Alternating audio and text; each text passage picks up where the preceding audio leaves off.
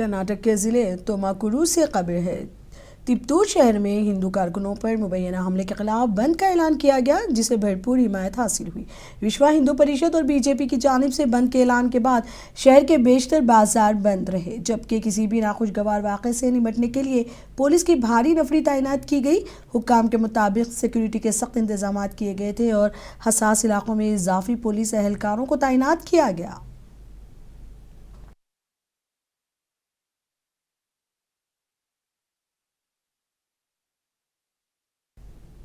Tamil Nadu assembly इंतखाबात से कबल डीएमके को सियासी मंजरनामे पर काफ़ी सबकत हासिल हो रही है। मुख्तलिफ सियासी पार्टियों से हुक्मरान पार्टी इंतखाबी मुआहदे तय कर रही है।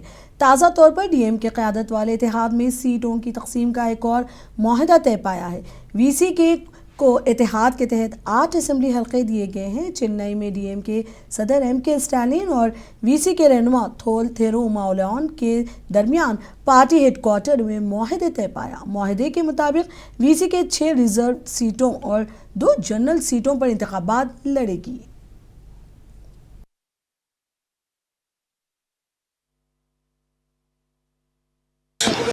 In 8 constituencies, including 2 general constituencies. Out of 8, 6 reserved constituencies, 2 general constituencies.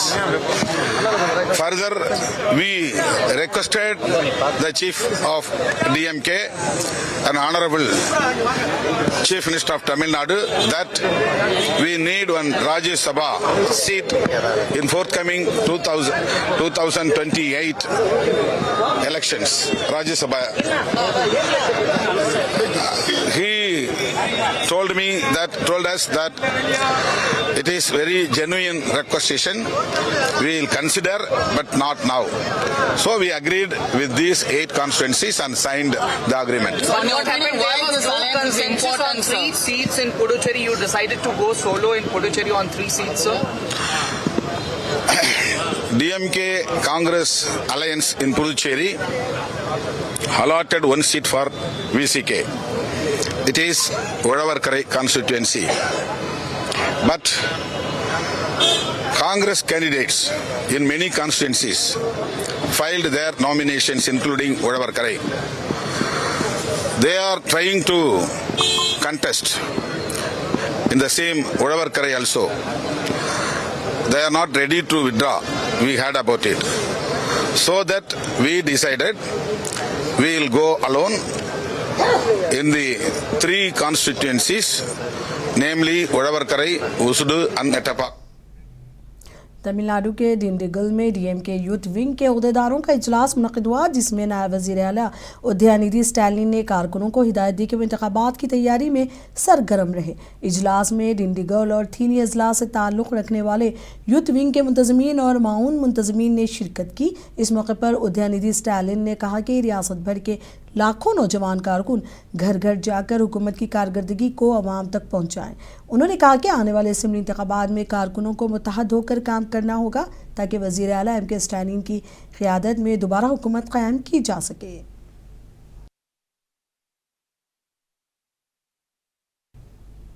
Tamil Nadu में असेंबली इंतखाबात से कबल ज़ाब्ता अखलाक का निफाज जारी है। इस दौरान नायब वज़ीर आला उदयनिधि स्टालिन की गाड़ी की तलाशी लेने पर सियासी तनाज़ा खड़ा हो गया है। इत्तलात के मुताबिक डिंडिगल के करीब कोडाई रोड टोल गेट पर election commission flying squad team ने उदयनिधि स्टालिन की गाड़ी को रोककर तलाशी ली। ये कार्रवाई इंतखाबी ज़ाब्ता अखलाक के तहत की गई। डीएमके ने इस वाक़े पर इतराज़ करते हुए कहा कि इलेक्शन कमीशन की कार्रवाई गैर ज़रूरी थी, जबकि हुक्काम का कहना है कि ज़ाब्ता अखलाक के दौरान तमाम सियासी लीडरों पर एक साथ तौर पर क़वायद लागू होते हैं।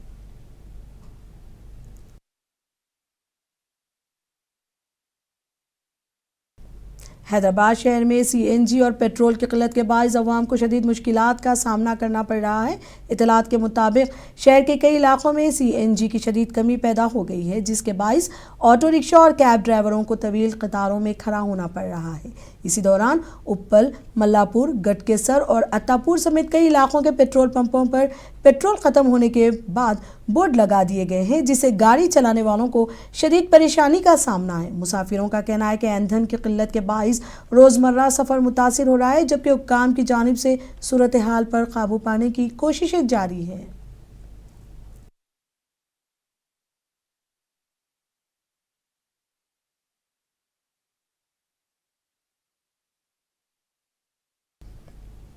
हैदराबाद में बीआरएस के कारगुजार सदर केटी रामाराव ने एलपीजी की किल्लत को लेकर पार्टी के एहतजाज की क़यादत की। इस मौके पर मीडिया से बात करते हुए केटीआर ने इंतबाह दिया कि अगर सप्लाई बहाल नहीं की गई तो 90% होटल और खाने पीने की दुकानें बंद हो सकती है। केटीआर ने कहा कि उन्होंने मरकजी वजीर पेट्रोलियम हरदीप सिंह पुरी को खत लिखा, जिसमें फौरी मदाखलत का मुतालबा किया गया। कमर्शियल सिलेंडरों की कीमतों में कमी और ब्लैक मार्केटिंग के खिलाफ सख्त कार्रवाई पर भी जोर दिया गया। बीआरएस लीडर ने इस मसले पर असेंबली में बहस का मुतालबा भी किया।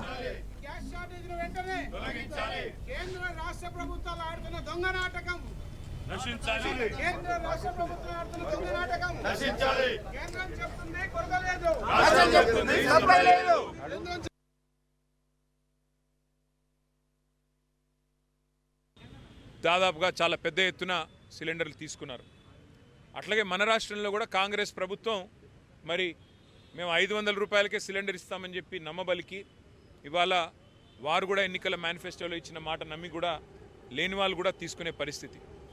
కానీ యుద్ధం ప్రారంభమైన తర్వాత ఇవాళ ఎల్పిజి గోడౌన్లు ఎక్కడెక్కడైతే ఉన్నాయో, డిస్ట్రిబ్యూషన్ నెట్వర్క్లు ఎక్కడెక్కడైతే ఉన్నాయో ఇవాళ అంతటా కూడా చాంతాడంత లైన్లు, ఎక్కడికక్కడ పెద్ద ఎత్తున ప్రజలు ఆందోళన వ్యక్తం చేసే పరిస్థితులు ఇవాళ నెలకొని ఉన్నాయి.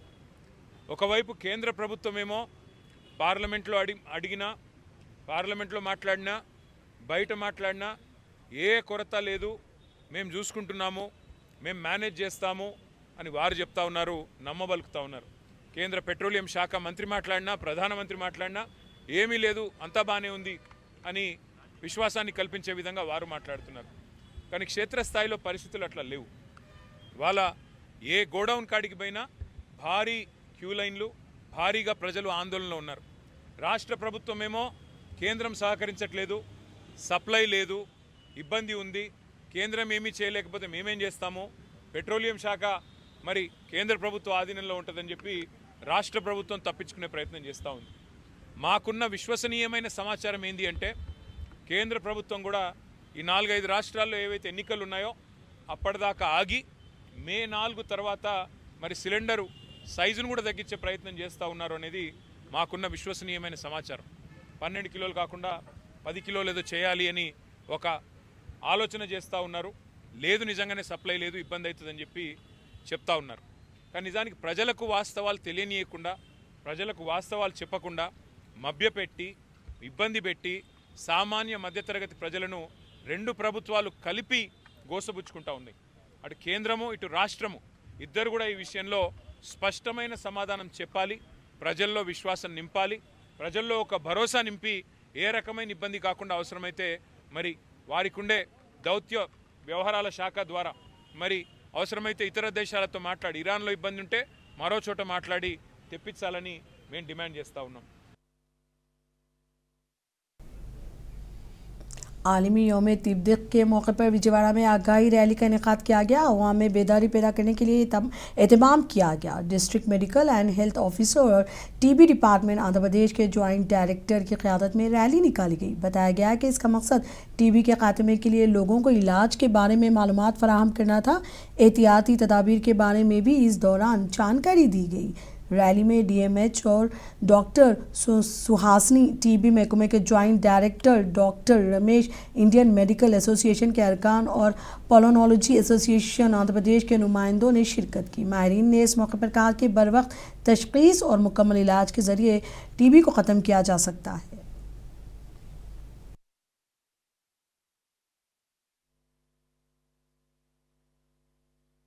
Today is World TB Day. Will be celebrated due to in memory of invention of the TB bacilli by Robert Koch in 1882.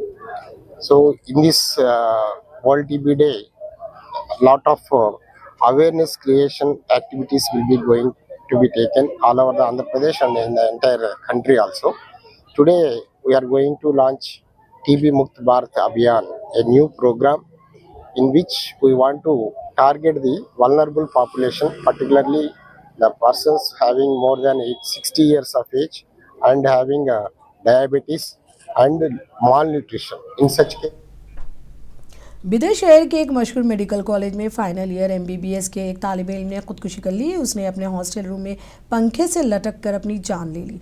Online gaming में महलूक 80,000 रुपये हार गया था। पुलिस इस मामले की जांच में जुट गई है।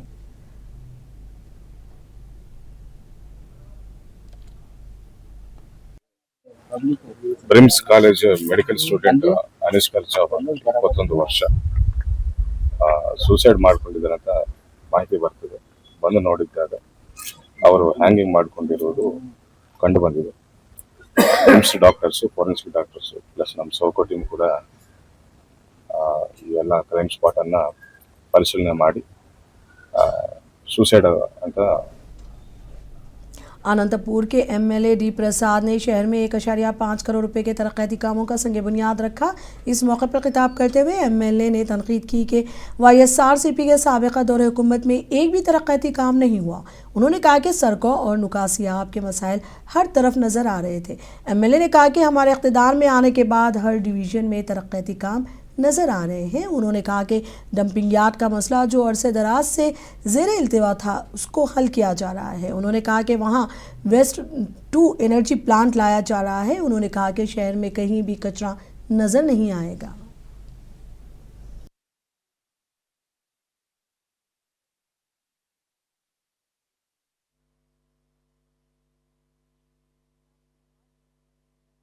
అనంతపురం అర్బన్ నియోజకవర్గంలో మా ముఖ్యమంత్రి నారా చంద్రబాబు నాయుడు గారి ఆదేశాల మేరకు, మా యువ నాయకుడు నారా లోకేష్ గారి ఆలోచనల మేరకు, అలాగే మా ఉప ముఖ్యమంత్రి పవన్ కళ్యాణ్ సహకారంతో ఈరోజు అనేకమైనటువంటి అభివృద్ధి కార్యక్రమాలను అనంతపురం అర్బన్ నియోజకవర్గంలో చేపట్టడం జరిగింది. ముఖ్యంగా ఈరోజు ఉదయం నేషనల్ పార్క్లో 2,62,00,000 రూపాయలతో సీసీ రోడ్లు అయితేమి, అక్కడ మౌలిక సదుపాయాలు అయితేమి, టాయిలెట్స్ అయితేమి, ఇవన్నీ ఈరోజు ఒక వరకు 2,62,00,000 రూపాయలు, ఇంకో వరకు 15 లక్షల రూపాయలతో అక్కడ ఈరోజు నేషనల్ పార్క్లో ఓపెన్ చేయడం జరిగింది. అలాగే అనంతపురం అర్బన్ టౌన్లో హిందూ శ్మశాన వాటికి దాదాపు 43 లక్షల రూపాయలతో ఈరోజు అభివృద్ధి కార్యక్రమాలు అక్కడ